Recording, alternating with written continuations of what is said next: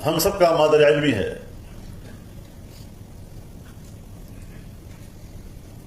ہماری سند حدیث دارالعلوم دیوبند سے گزر کر باب الحدیث فی الہند حضرت امام شاہ ولی اللہ تک پہنچتی ہے. اور جب ہم برصغیر کی تاریخ پہ نظر ڈالتے ہیں تو آج جو ہماری تحریکات ہیں مدارس کی صورت میں، دعوت کے میدان میں، علم کے میدان میں، سیاست کے میدان میں، یہ ایک ہی سلسلہ ہے جو حضرت شاہ ولی اللہ رحمہ اللہ اور حضرت مجدد رحمہ اللہ تک پہنچتا ہے. ہم ایک ہی تاریخ کے حامل لوگ ہیں. الحمدللہ. جغرافیائی دنیا منقسم ہو سکتی ہے، لیکن ایک روحانی دنیا بھی ہے جو کبھی تقسیم کو قبول نہیں کرتی. ہم ایک روحانی دنیا کے شہری ہیں. ہماری تاریخ ایک، ہماری سند ایک، ہماری ثقافت ایک. اور جب ہم اپنے اکابر کی تعلیمات کا مطالعہ کرتے ہیں تو اسی میں ہمیں شریعت بھی ملتی ہے، اسی میں ہمیں طریقت بھی ملتی ہے، اور اسی میں ہمیں سیاست بھی ملتی ہے. ہمارے اکابر نے اس موضوع پر بہت اچھی تعبیرات کی ہیں، اور ان تعبیرات سے علمی دنیا استفادہ کرتی ہے.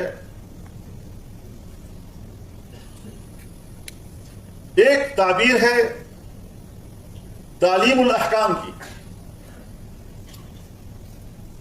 جسے ہم عام الفاظ میں طریقت شریعت کے لفظ سے یاد کرتے ہیں. دوسری تعبیر ہے تہذیب الاخلاق کی، جسے ہم طریقت کا نام دیتے ہیں.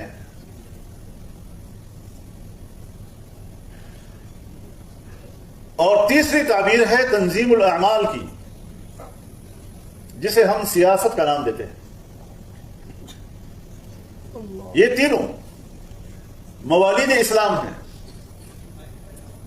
تینوں باہم مربوط ہیں. شریعت ایک راستہ ہے.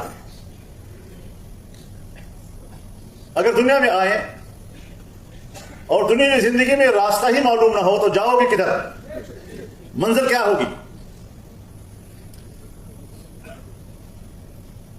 جب آپ نے راستہ معلوم کر لیا تو پھر اس راستے پر چلنے کا ایک اسلوب بھی ہوتا ہے. طریقت کی دنیا میں ہم شریعت کے اس راستے پر چلنے کا اسلوب سیکھتے ہیں. اور جب آدمی سفر کرتا ہے تو اس سفر میں مشکل گزرگاہ بھی آتی ہے، پہاڑی علاقہ بھی آتا ہے، سنگریزے بھی آتے ہیں، جھاڑیاں بھی آتی ہیں، پانی بھی آتا ہے. سو ان مشکل گزرگاہ کو عبور کرنا، یہ ہے سیاست. اور ظاہر ہے جب اس قسم کے سفر کے اس مرحلے پہ آپ داخل ہوتے ہیں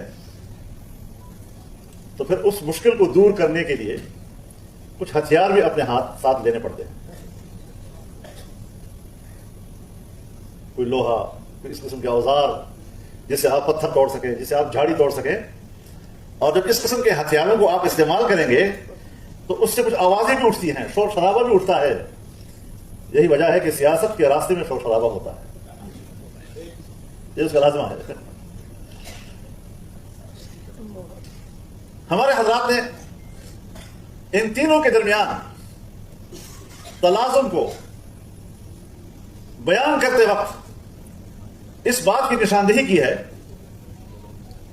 کہ اگر یہ تلازم نہ ہو تو پھر اگر شریعت بحت ہو، شریعت محض ہو، اور طریقت و سیاست معاون نہ ہو تو پھر اس طرح کا شریعت تنگ نظری پیدا کرتا ہے اور اسلام تو وسعت نظر کا داعی ہے، اسلام تو عالمگیریت کا قائل ہے، آفاقیت کا ہے، ہمگیریت کا ہے.